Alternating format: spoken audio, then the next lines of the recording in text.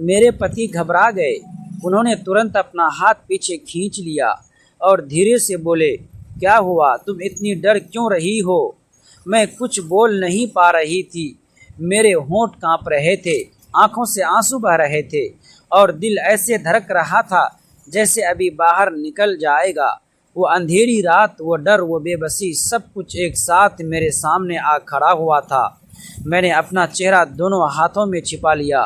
मुझे लग रहा था कि अगर मैंने सच बता दिया तो मेरी नई ज़िंदगी शुरू होने से पहले ही ख़त्म हो जाएगी। मेरे पति ने लाइट धीमी कर दी और थोड़ी दूरी बनाकर बैठ गए। उनकी आवाज़ बहुत शांत थी। दोस्तों, वीडियो में आगे बढ़ने से पहले वीडियो को लाइक और हमारे चैनल को सब्सक्राइब करके हमारा सपोर्ट ज़रूर कर दीजिएगा। दोस्तों, चलते हैं आज की कहानी की तरफ। देखो, मैं तुम्हें कोई ज़बरदस्ती नहीं करूँगा। जब तक तुम खुद तैयार नहीं हो, मैं बस तुम्हारा दोस्त बनकर रहूँगा। लेकिन तुम्हारे दिल में जो भी है उसे अंदर मत दबाओ। उनकी ये बात सुनकर मेरा दिल भर आया।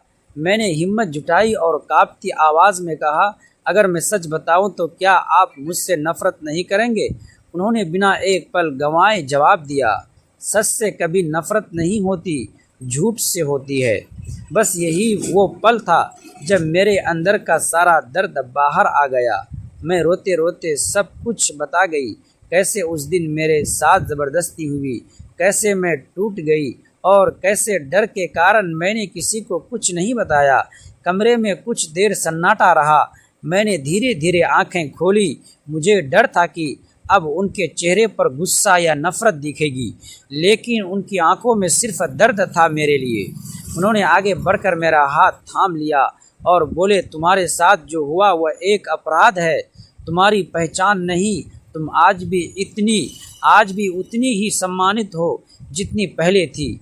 मेरे आंसू और तेज़ बहने लगे, लेकिन इस बार इनमें डर कम और राहत ज़्यादा थी। उस रात उन्होंने मुझसे कोई सवाल नहीं किया, कोई दबाव नहीं डाला, बस मुझे समय दिया और भरोसा दिया। अगले कुछ दिनों तक मैं चुप चुप रही, लेकिन उनके व्यवहार में कभी कोई बदलाव नहीं आया। वह हर छोटी बात का ध्यान रखते, मेरे पसंद का खाना, मेरी दवाइयाँ, मेरी नींद।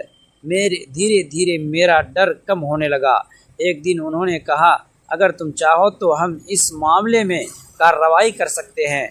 देर जरूर हुई है, लेकिन न्याय अभी भी मिल सकता है। मैंने पहली बार खुद के लिए सोचने की कोशिश की।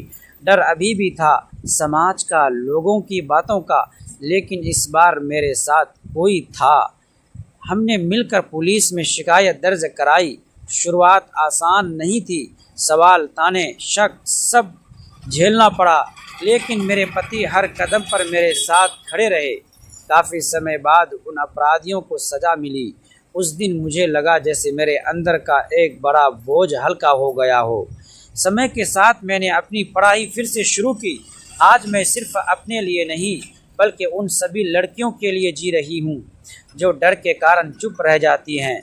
मैं यही कहती हूँ, चुप्पी समाधान नहीं है, आवाज़ ही ताकत है। और जहाँ तक मेरी शादी की बात है, वो सिर्फ एक रिश्ता नहीं रहा, बल्कि एक भरोसा बन गया। जहाँ डर की जगह सम्मान और समझ ले ली सीख। किसी के साथ कोई गलत घटना उसकी पहचान नहीं होती। सही इंसान आपके अतीत से नहीं, आपके साहस से आपको पहचानता है।